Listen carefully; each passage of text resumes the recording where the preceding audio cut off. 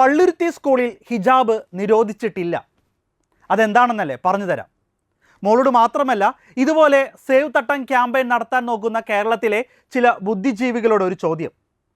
കേരളത്തിൽ ക്രൈസ്തവർ നടത്തുന്ന സ്കൂൾ കോളേജുകളിൽ ഹിജാബ് അല്ലെങ്കിൽ തട്ടം നിരോധിച്ചിട്ടുണ്ടോ? ഹിജാബ് ധരിച്ചുകൊണ്ട് എത്രയോ കുട്ടികൾ അവിടെ പോകുന്നു, പഠിക്കുന്നു. അതായത് കന്യാസ്ത്രീകളും വൈദികരും നടത്തുന്ന എല്ലാ സ്കൂളുകളിലും ഹിജാബ് നിരോധിച്ചിട്ടില്ല എന്നത്. ഹിജാബ് മാത്രമല്ല, ഒരു മതത്തിൻ്റെ വസ്ത്രങ്ങളും നിരോധിച്ചിട്ടില്ല. അപ്പോൾ ഹിജാബ് നിരോധിക്കാത്ത പള്ളുരുത്തി സ്കൂളിൽ എന്താണ് പ്രശ്നം? ഇവിടെ ഹിജാബ് ഇടരുത് എന്നല്ല, ഇവിടെ സ്കൂൾ യൂണിഫോം കർശനമായി പാലിക്കണം എന്നുള്ള ശക്തമായ ഒരു നിയമമുണ്ട്.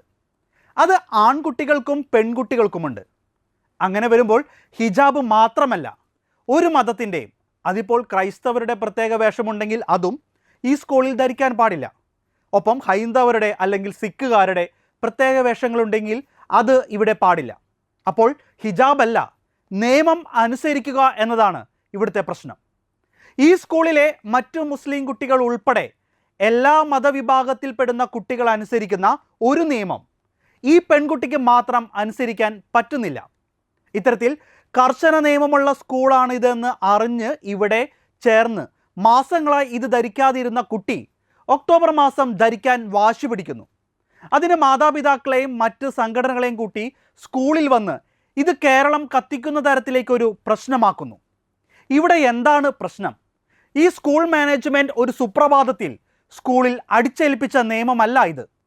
ഇതൊരു സുപ്രഭാതത്തിൽ ഈ സ്കൂളിൻ്റെ നിയമം ഞാൻ അനുസരിക്കില്ല എന്ന് ഒരു കുട്ടി മാത്രം പറഞ്ഞതാണ് ഇവിടെ പ്രശ്നം.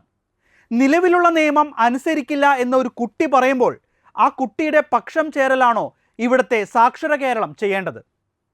ആദ്യം നിയമം അനുസരിച്ച് ജീവിക്കാൻ പഠിക്കൂ, എന്നിട്ട് മതം അനുസരിക്കൂ എന്ന് പറയേണ്ടടുത്ത് വർഗീയത എവിടെ നിന്നാണ് കയറി വന്നത്? അതിനു പിന്നിൽ ആരാണ്?